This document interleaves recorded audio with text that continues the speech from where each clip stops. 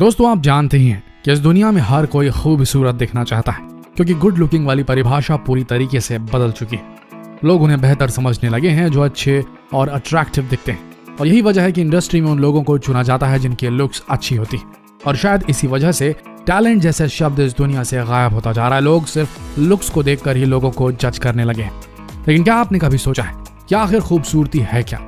तो आप जान लीजिए कि खूबसूरती और कुछ नहीं, सिर्फ आपके दिमाग की सोच है।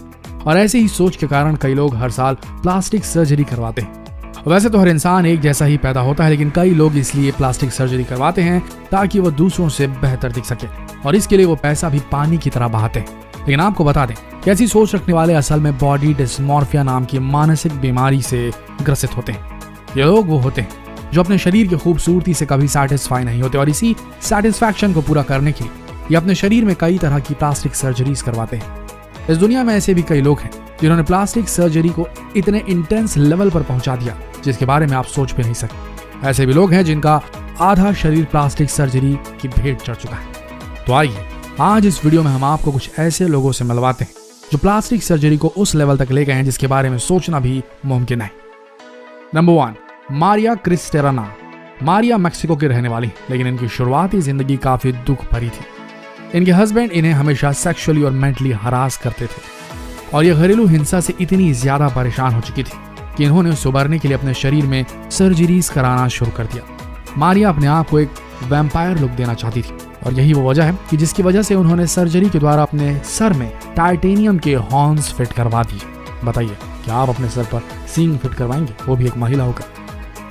मारिया ने अपने दांतों को सर्जरी के द्वारा बदला और पूरे शरीर में टैटू करवाया। आज इनके शरीर का 96% हिस्सा सिर्फ टैटू से ढका हुआ है। इनके शरीर में इतने टैटू हैं कि इनका नाम सबसे ज्यादा टैटू कराने वाली महिला के नाम से Guinness book of world record में दर्ज है। इन सर्जरीज और टैटूज की वजह से इनका लुक इतना डरावना हो चुका है कि लोग इन्हें अब सच का वैम्पायर मानने लगे हैं और उनके करीब जाने से भी डरते हैं। और जो भी इन्हें पहली बार देखता है वो पूरी तरीके से खौफ की जद में आ जाता है और भगवान का नाम लेने लगता है। मारिया प्रोफेशन से एक लॉयर, साथ ही साथ ये अपना एक टैटू शॉप भी चलाती हैं, और इन सब के अलावा ये उन महिलाओं की काउंसलिंग भी करती जो घरेलू हिंसा से पीड़ित है, और यही वजह है कि महिलाएं इन्हें अपना हीरो मानती।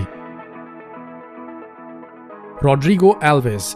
बचपन में हर बच्चे का एक पसंदीदा कार्टून कैरेक्टर जरूर होता है, लेकिन जैसे जैसे उम्र बढ़ती जाती है हम उस कार्टून कैरेक्टर को भूल जाते हैं। लेकिन रॉड्रिगो एक अलग ही तरह के इंसान है। ये ना तो अपने पसंदीदा कार्टून कैरेक्टर को भूले, बल्कि बड़े होने के बाद इन्होंने खुद को उस कार्टून कैरेक्टर में उतारने का निश्चय कर लिया। वैसे रॉड्रिगो को बचपन से ही अपना शरीर कुछ खास पसंद नहीं था, और एक बार हार्मोनल डिसबैलेंस होने की वजह से इनके मैन बूब्स उगने लगे थे। 1 साल के अंदर ही इनके बूब्स इतने बड़े हो गए कि सर्जरी के द्वारा उसे निकालना पड़ा।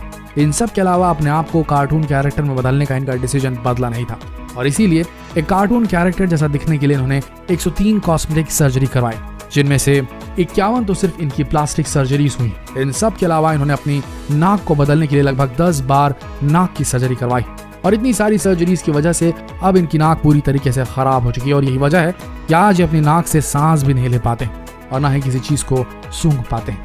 रॉड्रिगो ने अपनी पूरी लाइफ में करीब 6 करोड़ 37 लाख रुपए की सर्जरी करवा डाली। आगे बढ़ते हैं। Pixie fox.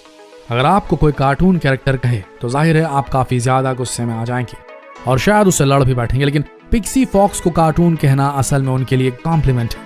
पिक्सी फॉक्स बचपन से ही कार्टून कैरेक्टर्स की दीवानी थी, और यही वजह है कि बड़े होने के बाद उन्होंने खुद को एक कार्टून कैरेक्टर के रूप में उतारने का निश्चय कर डाला। लेकिन अपने आप को एक कार्टून कैरेक्टर के रूप में उतारना इतना आसान नहीं था, और इसीलिए उन्होंने प्लास्टिक सर्जरी की मदद ली। प्लास्टिक सर्जरी के जरिए पिक्सी ने अपनी नाक की सर्जरी कराई, फेस की सर्जरी कराई, होंठों की सर्जरी कराई और ब्रेस्ट इम्प्लांट्स भी करवाए। लेकिन इन सब के अलावा एक कार्टून कैरेक्टर जैसी पतली कमर पाने के लिए इन्होंने अपनी पसलियों की 6 हड्डियां तक निकलवा दी।